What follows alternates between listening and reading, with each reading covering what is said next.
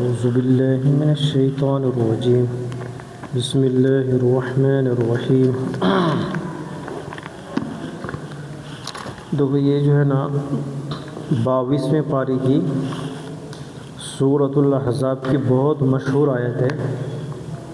یہ آیت جو ہے نا ہم اور آپ ہمیشہ سنتے رہتے ہیں، اور یہ جو آیت ہے ہر جمعہ کو خطبے کے اندر بھی یہ آیت پڑھی جاتی ہے، اس کا ترجمہ اور مطلب ہم لوگ کو پتہ نہیں ہے، تو اسی آیت کو آج پڑھتا ہوں۔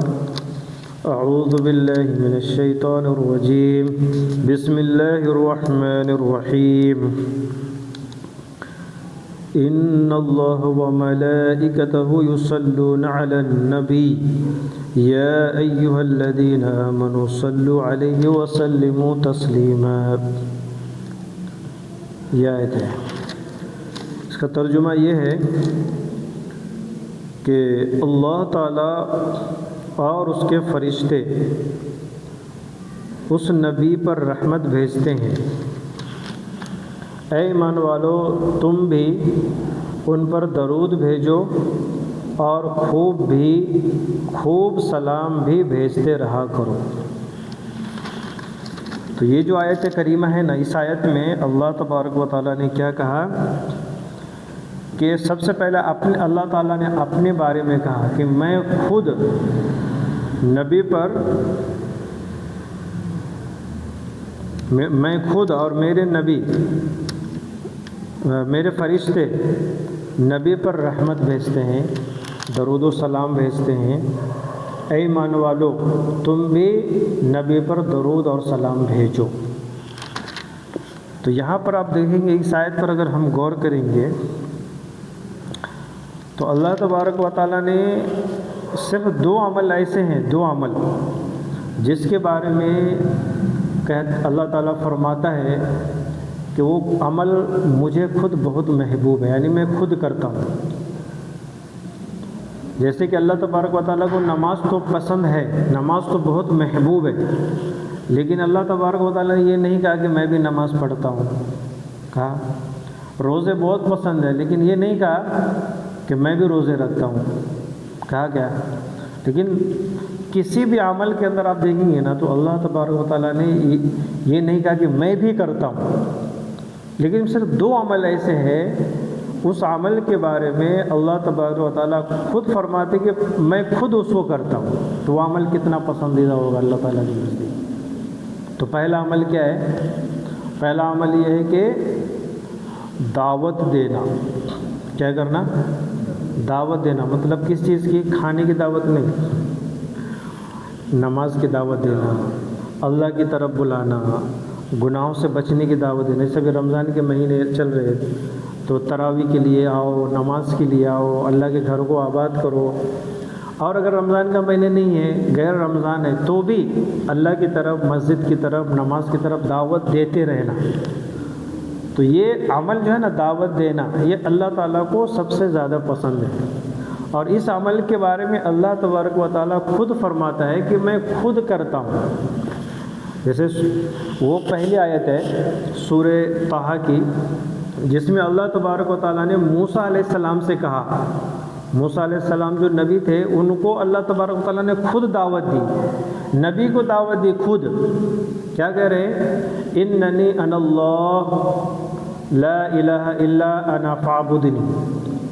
اللہ تبارک و تعالیٰ نے موسیٰ علیہ السلام سے کہا کہ بے شک میں ہی اللہ ہوں، لا الہ الا انا فاعبدنی، میرے سوا کوئی معبود نہیں، بس میری ہی اتباع کرو، میرے ہی تابعداری کرو، میرے ہی سامنے سر جھکاؤ۔ مطلب کیا ہوا کہ سب سے پہلے جو دعوت دینے والے ہیں، یعنی اب اللہ، وہ خود اللہ تعالیٰ کی ذات ہے، یعنی اللہ تعالیٰ خود اپنی طرف خود بلا رہے ہیں۔ تو دعوت دینا پہلی چیز کیا ہے؟ دعوت دینا اللہ تعالیٰ کو سب سے زیادہ پسند ہے۔ لیکن اس زمانے کے اندر ہم دیکھیں گے تو لوگوں کو سب سے زیادہ مشکل کام دعوت دینا لگتا ہے۔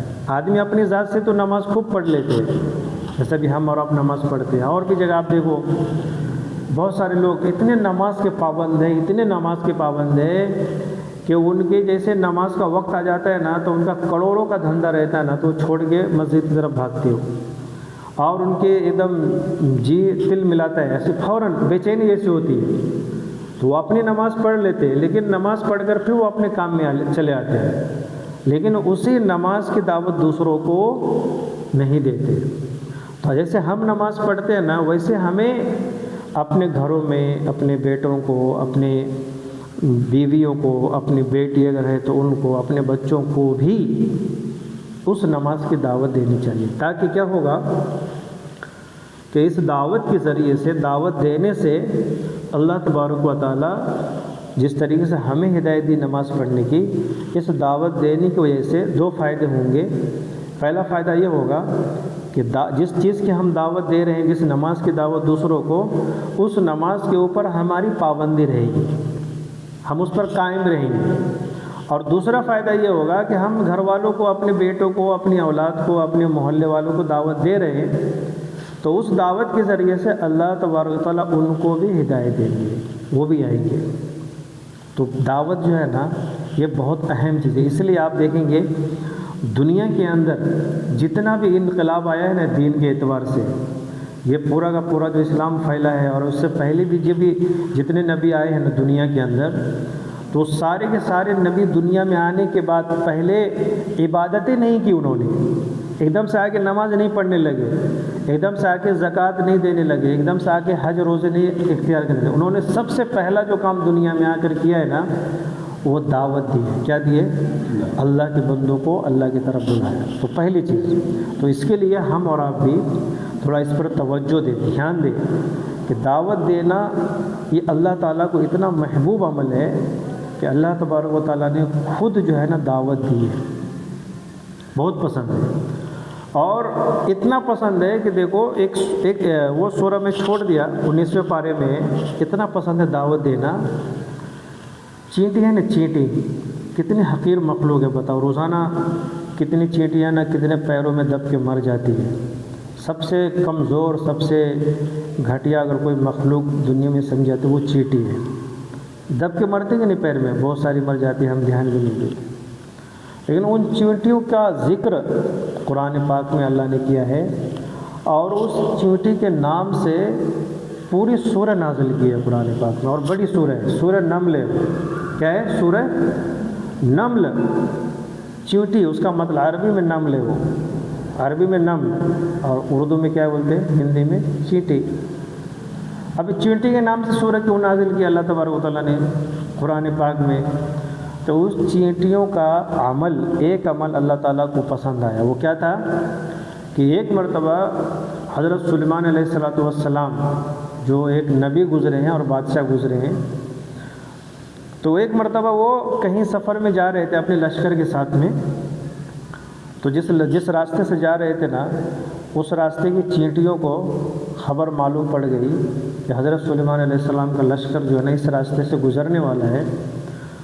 تو ایک چینٹی نے کیا کہ تمام چینٹیوں کے اندر جو ہے نا اس بات کی دعوت دی، انہوں نے اس بات کا پیغام پہنچایا، اس بات کی خبر کی سب کو کہ سب اپنے اپنے بلوں کے اندر گھس جاؤ، حضرت سلیمان علیہ السلام کا لشکر ادھر سے گزرنے والا ہے، اگر اپنے بلوں میں تم نہیں جائیں گے تو ان لشکروں کے ٹاپوں کے پیروں کے نیچے کچل کر مرنے والے ہیں۔ تو جیسے ان چینٹی نے تمام چینٹیوں کے جان کی فکر کی، تو وہ جب دعوت دے رہی تھی نا، تو وہ سلیمان علیہ السلام کو اللہ تعالیٰ نے ہر چیز پر جو ہے نا کنٹرول دیا تھا، ہوا پر، ہر چیز پر وہ خبر معلوم پڑ گئی حضرت سلیمان علیہ السلام کو۔ اور اللہ تبارک و تعالیٰ کو ان چینٹیوں کی دعوت کا دینا اتنا پسند آیا، اس عمل کو اللہ پاک نے قرآن پاک میں نازل کر دیا۔ تو دعوت جو ہے نا کوئی آسان معمولی کام نہیں۔ دعوت کا مطلب یہ صرف نہیں ہے کون سا کہ جو صرف جماعت والے دعوت دیتے کہ نہیں، جیسے 40 دن لگانا، چلہ لگانا، اور بھی جو ان کے طریقے کام ہے، وہ لوگ صرف اس کو ہی دعوت سمجھتے ہیں۔ آپ اپنے طور سے بھی دعوت دے سکتے ہیں۔ کیسے؟ کہ آپ اپنے طور سے ایمان کی طرف، نماز کی طرف اپنے حساب سے دعوت دیتے تھے، وہ بھی دعوت ہی ہے۔ اور کوئی آدمی اس طریقے سے اگر جو ہے نا کوئی کام نہیں کر رہا ہے، اپنے حساب سے دعوت دے رہا ہے، چاہے وہ دوسرے فرقے کے ہوں، چاہے وہ دوسرے مسلک کے ہو تو بھی وہ دعوت ہی کے اندر شامل ہے۔ لیکن اس زمانے کا پرابلم کیا ہے کہ لوگوں نے اس کو اپنے لیے ایسا فکس کر لیا کہ جو اس طریقے سے کام کرے گا وہی دعوت ہے، اور جو اس طریقے کو چھوڑ دے گا وہ دعوت ہی نہیں۔ یہ لوگوں کا اس زمانے کا بہت بڑا پرابلم ہے۔ تو پہلی چیز دھیان میں آ گئی دعوت۔ دوسری چیز کیا ہے معلوم ہے گا کہ نبی کے اوپر درود و سلام کا پڑھنا۔ اب کتنا بڑا عمل ہے کہ نبی کے اوپر جو ہے نا اللہ تبارک و تعالیٰ بولے کہ میں خود درود و سلام بھیجتا ہوں، میرے فرشتے بھیجتے ہیں، اے ایمان والو تم بھی نبی پر درود اور سلام بھیجو۔ تو کتنا بڑا عمل ہے نبی کے اوپر درود و سلام بھیجنا۔ اب یہاں پر پرابلم کیا ہے، ہم کو ایک چیز سمجھنا ضروری ہے کہ درود و سلام بھیجا جائے گا کیسے نبی کے اوپر۔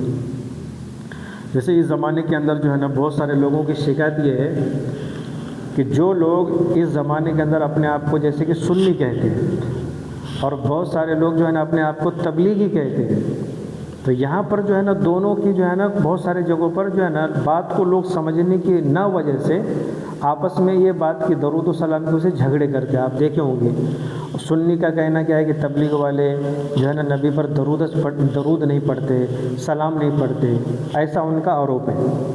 اور یہ کہتے ہیں کہ ہم پڑھتے ہیں۔ تو اب اس مسئلے کو کیسے سمجھیں گے، تو تھوڑا میں سمجھاتا ہوں آپ کو، ہمیشہ کے لیے پرابلم ٹھیک ہو جائے گا۔ تو یہاں پر دیکھو درود اور سلام پڑھنے کا تو حکم دیا ہے، ٹھیک ہے، لیکن وہ درود و سلام پڑھا جائے گا کیسے؟ تو اسی قرآن کی جو ہے نا آیت کے نیچے دیکھو ہم پڑھتے ہیں۔ اس آیت میں نبی صلی اللہ علیہ وسلم کے اس مرتبہ و منزلت کا بیان ہے جو آسمانوں میں آپ صلی اللہ علیہ وسلم کو حاصل ہے، اور وہ یہ کہ اللہ تبارک و تعالیٰ فرشتوں میں آپ صلی اللہ علیہ وسلم کی ثنا و تعریف کرتا اور آپ صلی اللہ علیہ وسلم پر رحمتیں بھیجتا ہے، اور فرشتے بھی آپ صلی اللہ علیہ وسلم کی بلندی درجات کی دعا کرتے ہیں۔ اس کے ساتھ ہی اللہ تعالیٰ نے عالم سفلا یعنی اہل زمین کو حکم دیا کہ وہ بھی آپ صلی اللہ علیہ وسلم پر صلاۃ و سلام بھیجے، تاکہ آپ صلی اللہ علیہ وسلم کی تعریف میں علوی اور سفلی دونوں عالم متحد ہو جائیں۔ اب دیکھو آپ پوائنٹ کی بات آگے ہے۔ حدیث میں آتا ہے کہ صحابہ کرام رضوان اللہ تعالیٰ علیہم اجمعین نے عرض کیا، یا رسول اللہ سلام کا طریقہ تو ہم جانتے ہیں، نبی پر سلام کیسے بھیجنا چاہیے اس کا طریقہ تو ہم جانتے ہیں، کیونکہ آپ صلی اللہ علیہ وسلم نے بتا دیے تھے۔ کیسے یعنی اتحیات میں السلام علیک ایھا النبی پڑھتے ہیں، یعنی کہ ہم جتنی بھی نماز پڑھتے ہیں نا، جتنی بھی نماز، ابھی 20 رکعت نماز پڑھے نہ صرف تراویح کی، اس کے علاوہ 4 رکعت فرض پڑھے، اس کے علاوہ آپ جو ہے نا 2 رکعت سنت وتر پڑھے، کتنی بھی آپ نفل پڑھو، کتنی بھی نماز پڑھو، جب ہم اتحیات کے اندر جب ہم بیٹھتے ہیں تو اتحیات میں پڑھتے ہیں نا التحیات للہ والصلوات والطیبات السلام علیک ایھا النبی ورحمۃ اللہ وبرکاتہ۔ اس کا مطلب کیا ہے کہ السلام علیک، اے نبی جی آپ پر سلامتی ہو، السلام علیک ایھا النبی ورحمۃ اللہ، اور آپ پر رحمت ہو اور آپ پر برکت ہو۔ یہ ہم نبی پر سلام بھی بھیج رہے ہیں اور رحمت بھی بھیج رہے ہیں اور برکت بھی بھیج رہے ہیں۔ کہاں بھیج رہے ہیں؟ اتحیات کی حالت میں۔ یعنی یہ اللہ کے نبی صلی اللہ علیہ وسلم نے طریقہ بتلایا ہے کہ جو اتحیات میں جو ہم اتحیات میں تشہد میں جو اتحیات پڑھتے ہیں نا، تو اس پڑھنے کے وجہ سے جو ہے نا ایمان والوں کا سلام اللہ کے نبی صلی اللہ علیہ وسلم تک پہنچ جاتا ہے، فرشتے وہاں تک پہنچا دیتے ہیں۔ یہ پہلا طریقہ ہو گیا۔ دوسرا یہ کہ صحابہ نے عرض کیا کہ ہم تو جانتے ہیں سلام کا طریقہ تو ہم جانتے ہیں، یعنی اتحیات میں السلام علیک ایھا النبی پڑھتے ہیں، یعنی یہ سلام کا طریقہ ہے۔ ہم درود کس طرح پڑھیں اس پر آپ صلی اللہ علیہ وسلم نے وہ درود ابراہیمی بیان فرمایا جو نماز میں پڑھا جاتا ہے۔ مطلب کہ اب تو سلام کا طریقہ معلوم ہو گیا ہے نا، جیسے ہم نماز میں بیٹھ کے اتحیات جو پڑھتے ہیں اس میں سلام نبی پر پہنچ جاتا ہے۔ اب ہم نے 20 مرتبہ، ابھی میں بولا نا 20 رکعت پڑھے تو 20 مرتبہ سلام پہنچا، پھر 4 مرتبہ فرض نماز میں 2 اتحیات میں بیٹھے 2 مرتبہ پہنچے، پھر سنت وتر اور 2 مرتبہ پہنچے، تو ٹوٹل کتنے ہو گئے؟ 20 4 24 مرتبہ پہنچ گئے صرف عشاء کی نماز میں۔